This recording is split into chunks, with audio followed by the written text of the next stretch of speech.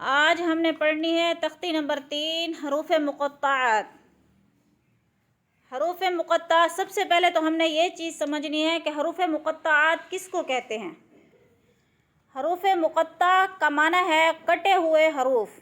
क्या है? कटे हुए हरूफ। जी, कटे हुए हरूफ का मकसद ये है कि जब कुरान पाक की आयत शुरू होती है, सूरत शुरू होती है, सूरत के शुरू में ये अलिफ लाम मीम सॉद ये हर्फ लिखे होते हैं और ये हर्फ सिर्फ अलग एक हर्फ लिखा होता है, ठीक है ना। और इसका माना अल्लाह रब्बुल इज़्ज़त के अलावा आज तक कोई मुफ्ती, कोई आलिम, कोई कारी नहीं समझ सका। इसका माना सिर्फ अल्लाह रब्बुल इज़्ज़त की ज़ात के अलावा कोई नहीं कर सका। इसके माने का पता सिर्फ अल्लाह ही को है। इसका तर्जुमा यानी क्या है।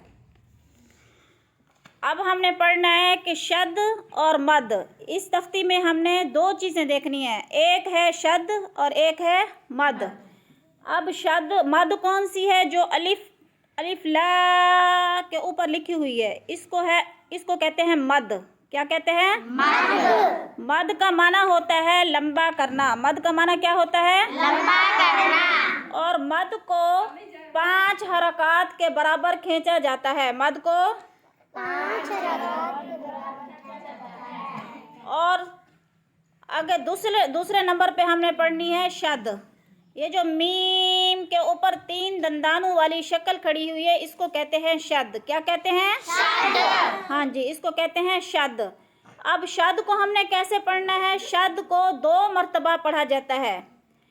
एक दफ़ा खुद अकेला लफ्ज़ पढ़ा जाता है और दूसरी मरतबा शद वाला लफ्ज़ अपने पहले मुतहर्रिक हर्फ से मिलकर पढ़ा जाता है, ठीक है। यानी 2 मरतबा पढ़ा जाता है शद वाला लफ्ज़, और इसको सख्ती से पढ़ते हैं, यानी जमा कर पढ़ते हैं शद वाले लफ्ज़ को। जी, अब हम शुरू करते हैं।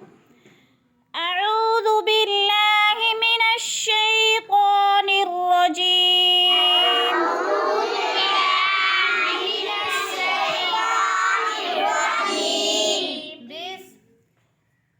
बिस्मिल्लाहिर रहमानिर रहीम।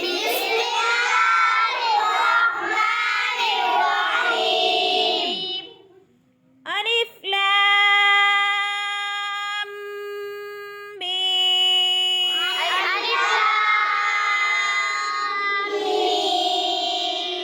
जी, अब अलिफ ला पे मैंने क्या किया है? मद।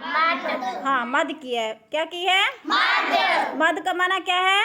लंबा।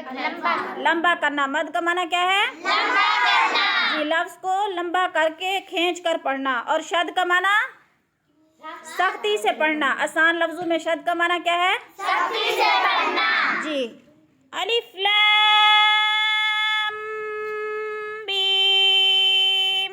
अलिफ लाम मीम। जी, अब अगले लफ्ज़ में 3 जगह मद आ रही है और एक जगह शद है। मीम के ऊपर शद है और 3 लाम मीम सॉद, यानी 3 लफ्ज़ों के ऊपर मद आ रही है। अलिफ लाम मीम सॉद।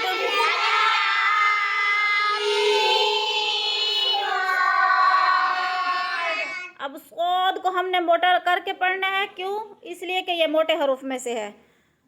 अलिफ लाम मीम सॉद।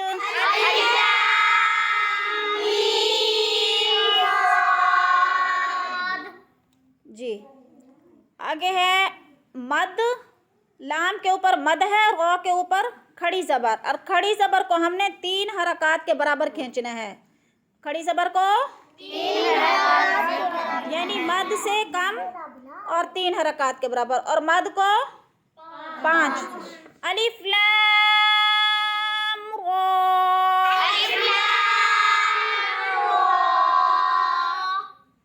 जी, अगले लफ्ज़ दो लफ्ज़ों पर मद आ रही है और गा के ऊपर खड़ी ज़बर। अलिफ लाम मीम गा।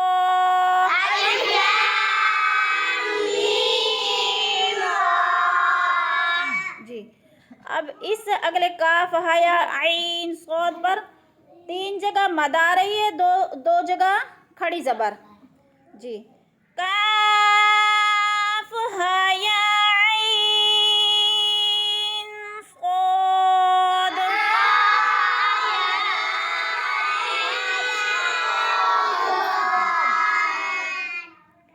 काफ हाया आइन सौद।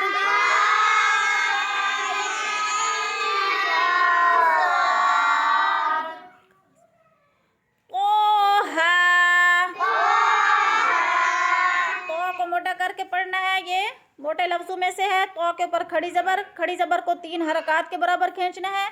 और हा मोटा है, हलक से निकालना है। और हा के ऊपर खड़ी जबर है, इसको भी 3 हरकत के बराबर खींचना है। तो हा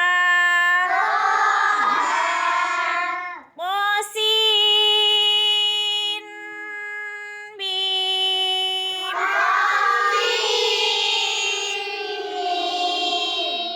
अब तो के ऊपर खड़ी जबर, सीन के ऊपर मद, मीम के ऊपर शद और मद। और जब मीम पे जाना है तो हमने गुन्ना करना है। गुन्ने का माना क्या है? नाक में आवाज ले जाना। गुन्ने का माना क्या है? नाक में आवाज ले जाना। लफ्ज को छुपा के पढ़ना, नाक में आवाज ले जाना। तौसीम बीम।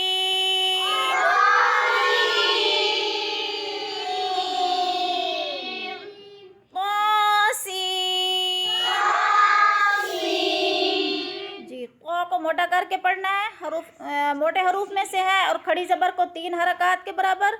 सीन के ऊपर मद है, इसको 5 हरकत के बराबर। और सीन को सीटी वाले हरूफ में से है, इसमें सीटी निकाल कर इसको अदा करना है। तो सी